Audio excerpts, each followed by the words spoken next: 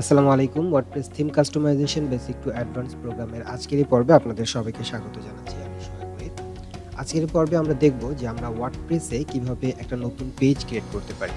So আমি আমার WordPress যে ড্যাশবোর্ড, সেই ড্যাশবোর্ডে আমি লগইন অবস্থায় আছি এবং এখান থেকে আমাদের লেফট সাইডে যে মেনুগুলো আছে, সেই মেনুর এখানে আমরা দেখতে পাচ্ছি পেজেস এবং পেজেসকে যখন আমরা হোভার করি, অর্থাৎ আমরা যখন মাউসকে নিয়ে যাই, তখন পেজেসের উপরে হোভার করলে অল পেজেস, এরপরে আছে অ্যাড নিউ।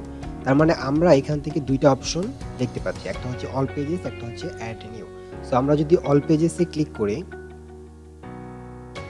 তাহলে আমাদের এই ওয়েবসাইটে এই মুহূর্তে যতগুলো পেজ আছে আমরা সব পেজগুলোই দেখতে পাবো। যেমন প্রাইভেসি পলিসি এবং আরেকটা হচ্ছে স্যাম্পল পেজ, যেটা হচ্ছে আমরা যখন ওয়ার্ডপ্রেসকে ইনস্টল করি বাই ডিফল্ট এই ২ টা পেজ আমাদের যে আমাদের যে ওয়েবসাইটটা থাকে সেখানে এটা হচ্ছে বাই ডিফল্ট সেট করাই থাকে।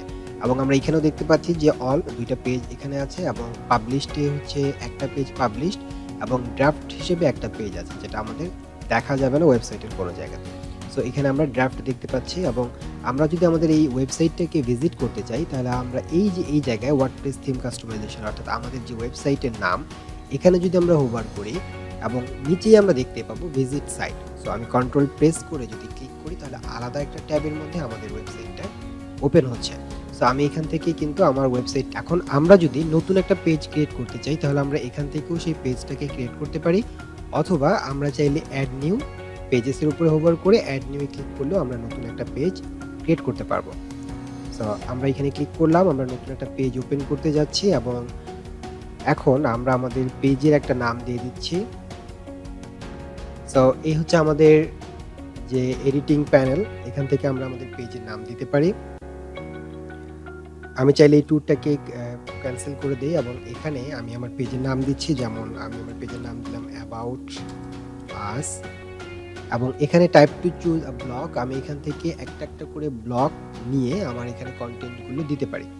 সো আমি চাইলে এখানে কিছু টেক্সট লিখতে পারি। আমি লরেম ইপসামের যে ওয়েবসাইট lipsum.com, এখান থেকে আমি কিছু টেক্সট নিয়ে আসছি।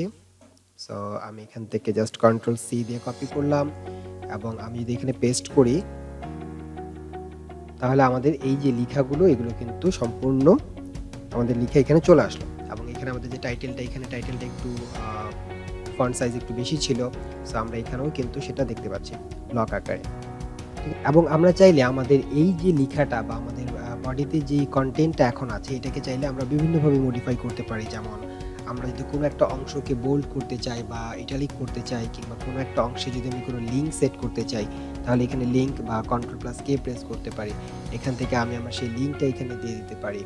এরপর আমি এখানে যদি ট্রগলে ক্লিক করি, তাহলে ইনলাইন ইমেজ আমরা যদি ইউজ করতে চাই, অর্থাৎ এই টেক্সটের সাথেই এই লেখাটার পরেই যদি আমরা একটা ইমেজ ইউজ করতে চাই, ইনলাইন ইমেজে যদি ক্লিক করি, তাহলে আমরা এখান থেকে ইমেজ আপলোড করতে পারবো। সো আমি যদি এখান থেকে সিলেক্ট ফাইল এবং আমার এই ফোল্ডার থেকে আমি যদি এই ইমেজটাকে ওপেন করি, তাহলে এখানে আমার ফাইলটা আপলোড হওয়া শুরু হবে। সো আমরা এখানে চাইলে অল্টার টেক্সট, আমরা এখানে টাইটেল দিতে পারি, ক্যাপশন দিতে পারি। সো এই জিনিসগুলো নিয়ে আমরা পরবর্তীতে কথা বলবো, যখন আমরা এসইওর জন্য আমাদের সাইটকে অপটিমাইজ করব। এরপর আমরা এখানে সিলেক্ট করে দিলাম। সিলেক্ট করে দিলে আমাদের এই যে টেক্সট, এই টেক্সটের পরেই কিন্তু ইনলাইন হয়ে ওই একই লাইনে আমাদের ইমেজটা চলে আসলো। এরপর আমরা এখান থেকে চাইলে আরও অনেক কাজ করতে পারি। এখান থেকে আমরা টেক্সট কালার দিতে পারি, আমরা এখানে সুপারস্ক্রিপ্ট বা সাবস্ক্রিপ্ট দিতে পারি। আমরা এখান থেকে একটা একটা করে অবশ্যই দেখে নেব। এরপরে আমরা এই বডিতে, আমাদের পেজের যে বডি, পেজের বডিতে আমরা চাইলে টেক্সট ছাড়াও আরও অন্যান্য এলিমেন্টসগুলো ইউজ করতে পারি, যেমন অডিও ফাইল, ভিডিও ফাইল কিংবা কোনো ইমেজ ফাইল। তো সেটা করার জন্য আমরা এই যে লেফট সাইডে যে প্লাস আইকন আছে, টগল ব্লক ইনসার্টার, সো আমি এখানে যদি ক্লিক করি, তাহলে এখানে দেখেন আমরা আরও অনেকগুলো অপশন পাচ্ছি। প্রথমত টেক্সটের জন্য প্যারাগ্রাফ স্টাইলে আমরা নিতে পারি। আমরা চাইলে কোনো হেডিং যেটা হচ্ছে ফন্ট সাইজ বড় হবে, কিংবা আমরা যদি লিস্ট আকারে নিতে চাই, ঠিক এইভাবে। এরপরে আমরা যদি কোনো কোড দিতে চাই, কিংবা কোনো HTML বা CSS কোড যদি আমরা অ্যাপ্লাই করতে চাই, আমরা ক্লাসিক মোড থেকে এখান থেকে দেখে নিতে পারি ক্লাসিকে। এরপর আরও অনেকগুলো অপশন আছে। এখান থেকে আমরা চাই ইমেজ দিতে পারি, গ্যালারি সেট করতে পারি, গ্যালারিতে অনেকগুলো ইমেজ একসাথে থাকবে, audio file, converter, cover. So আমরা একটা যদি করতে পারি, আমরা বাকি যেই ফাংশনগুলো আছে সেগুলো আমরা অ্যাপ্লাই করতে পারবো। সো আমরা যদি এই ব্লকের মধ্যে আমরা একটা ইমেজের জন্য ব্লক অ্যাড করি, তাহলে আমরা এই বডির মধ্যে আমরা সেই ইমেজটাকে ইউজ করতে পারবো। সো আমি যদি জাস্ট ইমেজের মধ্যে একটা ক্লিক করি, তাহলে অটোমেটিক্যালি আমার বডিতে আমার এই পেজের বডিতে কি হবে, একটা ইমেজের জায়গায় চলে আসবে এবং এখান থেকে আমি আপলোডের অপশন পাবো। সো আমি এখানে আপলোডে ক্লিক করছি এবং আমার যদি আপলোড করা থাকে তাহলে আমি সেটাও নিতে পারি, অথবা আমি এখান থেকে নতুন করে আপলোড করে দিচ্ছি, দেন জাস্ট হচ্ছে ওপেন। তাহলে দেখেন আমাদের যে বডি কন্টেন্ট, সেই কন্টেন্টের মধ্যেই কিন্তু আমরা একটা ইমেজ নিয়ে আসতে পারলাম। সো এইভাবে এর আগে যেমন আমরা আনলাম ইনলাইন ইমেজ এবং এখানে আমরা আনলাম হচ্ছে একটা টোটাল একটা ব্লক, যেখানে আমাদের শুধুমাত্র একটা ইমেজ থাকবে। সো এখান থেকে আমরা ব্লক থেকে আরও অন্যান্য অপশনগুলো আনতে পারি, অডিও ফাইল, ভিডিও ফাইল আমরা সেগুলো আনতে পারি, কিংবা কোনো পিডিএফ ফাইল যদি আমাদের আনতে হয় সেটা আমরা নিয়ে আসতে পারবো এখান থেকে। এবং এখানে ডিজাইনের জন্য কোনো বাটন যদি দরকার হয়, যেমন আমি আমার ব্লকের একদম নিচের দিকে যদি আমি একটা বাটন অ্যাড করতে চাই, সাপোজ আমি এখানে একটা বাটন নিয়ে আসছি, আমি জাস্ট একটা ক্লিক করি বাটনে, তাহলে আমাদের এখানে একটা বাটন চলে আসবে এবং এখানে এই বাটনের অ্যাড টেক্সট, আমি এই বাটনটা কি নামে হবে, যেমন আমি যদি এই বাটনের নাম দিই ক্লিক মি, তাহলে আমি সেটাও করতে পারি। এরপরে আমি এখানে ক্লিক করলে আমরা আরও নতুন অ্যাড বাটন করতে পারি, অর্থাৎ নতুন বাটনগুলো অ্যাড করতে পারবো। এখান থেকে বাটনের যে মডিফিকেশনগুলো সেগুলো করতে পারবো। আমরা চাইলে এটাকে বোল্ড করতে পারবো, এটাকে সিলেক্ট করে নিয়ে আমরা যদি এটাকে বোল্ড করে দিতে চাই আমরা বোল্ড করতে পারবো, আমরা ইটালিক করতে পারবো। আমরা এই বাটনে কোনো একটা লিঙ্ক দিতে পারি, যে এখানে যখন ক্লিক মি, যখন কেউ ক্লিক করবে তখন সেই লিঙ্কটা কোথায় যাবে, অর্থাৎ ওখানে কোনো নতুন পেজ ওপেন হবে কিনা, বা আমাদের পেজের মধ্যে অন্য কোনো সেগমেন্ট বা কোনো একটা সেক্টর বা কোনো একটা ব্লকে নিয়ে যাবে কিনা, এই জিনিসগুলো আমরা এখান থেকে কিন্তু সেট করে দিতে পারি। সো আমরা এটার সাহায্যে ব্লকটাও বাটনটাও আমরা করতে পারি। ওকে, এরপরে আমাদের যখন এটার কাজ শেষ, আমি জাস্ট ক্রস বাটনে ক্লিক করলাম, তাহলে এটা ক্লোজ হয়ে যাবে। ওকে, এরপরে আমরা চাইলে, আচ্ছা আমাদের যখন এটা কাস্টমাইজেশনটা হয়ে যাবে, আমরা চাইলে তখন এখান থেকে যে জিনিসগুলো আমরা নিয়ে এসেছি সেগুলো আমরা সো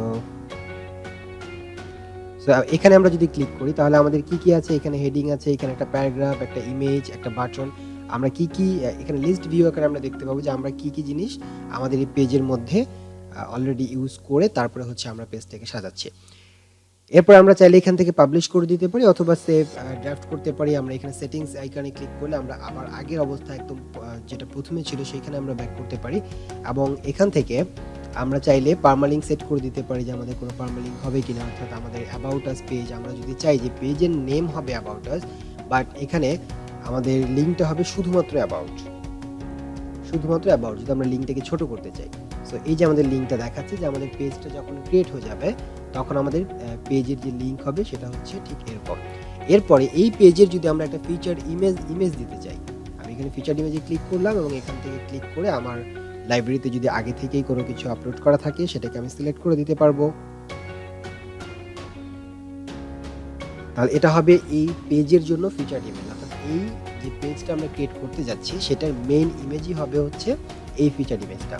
এরপর আমরা ডিসকাশন থেকে কিছু অ্যাড করতে পারি, যেখানে কমেন্ট অ্যালাউ করবো কিনা, কেউ চাইলেই এই পেজের নিচে কমেন্ট করতে পারবে কিনা, এবং পেজ অ্যাট্রিবিউশনে আমরা হচ্ছে এই পেজটা কোনো প্যারেন্ট পেজের আন্ডারে কিনা, মানে যেমন এখানে অ্যাবাউট আস যদি আমি এখানে এরকম রাখতাম যে সার্ভিসেসের মধ্যে রাখলাম আমরা ওয়েব ডিজাইন বা এসইও বা গ্রাফিক ডিজাইন, এবং সার্ভিসেস পেজ তার আন্ডারে থাকবে হচ্ছে ওয়েব ডিজাইন বা আদার্স যে পেজগুলো আছে সেগুলো। সেক্ষেত্রে আমরা এখান থেকে অ্যাট্রিবিউটস সেই প্যারেন্ট পেজটাকে সিলেক্ট করে দিতে পারি। সো আপাতত আমাদের সেটার কোনো দরকার নাই। এরপর আমরা কি করব, নেক্সট জাস্ট হচ্ছে আমরা পাবলিশে ক্লিক করলে আমাদের এই পেজটা পাবলিশ হয়ে যাবে। সো ওকে, আমাদের পেজ পাবলিশড। আমরা এখন এখান থেকে পেজটা ভিউ করতে পারি, আমরা এখান থেকে এই পেজের লিঙ্কটাকে কপিও করতে পারি। সো আমরা চলে আসবো আমাদের যে পেজটা localhost/demo/about, এই যে আমাদের ফিচার্ড ইমেজ হচ্ছে এটা, এই জন্য এটা অনেক বড় করে দেখাচ্ছে। এটা ছিল আমাদের ইনলাইন ইমেজ এবং এটা ছিল আমাদের যে আমরা ব্লক ইউজ করলাম সেই ব্লকের ইমেজটা। ওকে, এবং এখানে আমাদের একটা বাটন আছে, আমরা চাইলে এখানে ক্লিক করতে পারি, বাট আমরা বাটনে যেহেতু কোনো লিঙ্ক সেট করিনি সুতরাং এখানে ক্লিক করলেও কিন্তু কোনো কাজ হবে না, অর্থাৎ কোথাও যাবে না। আমি যদি ক্লিক করি এটা কিন্তু অন্য কোনো পেজে বা অন্য কোনো ওয়েবসাইটে নিয়ে যাচ্ছে না। ওকে, এরপর আমরা যদি আমাদের ওয়ার্ডপ্রেস ওয়েবসাইট সেটাকে যদি আমরা একটু রিফ্রেশ করি, এখানে আমরা কোনো চেঞ্জেস দেখতে পাচ্ছি কিনা। আমাদের এই মুহূর্তে এখানে কোনো চেঞ্জেস আমরা দেখতে পাচ্ছি না, কারণ আমাদের যে হোম পেজ, আমরা হোম পেজ নিয়ে কাজ করিনি এখনো। যখন আমরা হোম পেজে ডিজাইন করব তখন আমরা এখানে চেঞ্জেসটা পাবো, বাট এখন এই মুহূর্তে আমরা শুধুমাত্র একটা পেজ ক্রিয়েট করলাম। এছাড়াও আমরা যদি ব্লক ওয়াইজ পেজ ক্রিয়েট করতে কমফোর্ট ফিল না করি, তাহলে আমাদের আরও একটা ক্লাসিক মুড আছে, আমরা সেভাবেও কাজটা করতে পারবো। তো আশা করি আপনি বুঝতে পারলেন কিভাবে ওয়ার্ডপ্রেসে একটি পেজ তৈরি করতে হয়। সো যখন আমরা ওয়ার্ডপ্রেসের প্লাগইন ইনস্টলেশন শিখব, তখন আমরা দেখার চেষ্টা করব যে একটা প্লাগইনের সাহায্যে কিভাবে এই পেজ ক্রিয়েশনটাকে আরও ইজিলি করা যায়। সো দেখা হবে নেক্সট লেসনে। ততক্ষণ সবাই ভালো থাকুন, সুস্থ থাকুন। আল্লাহ হাফেজ।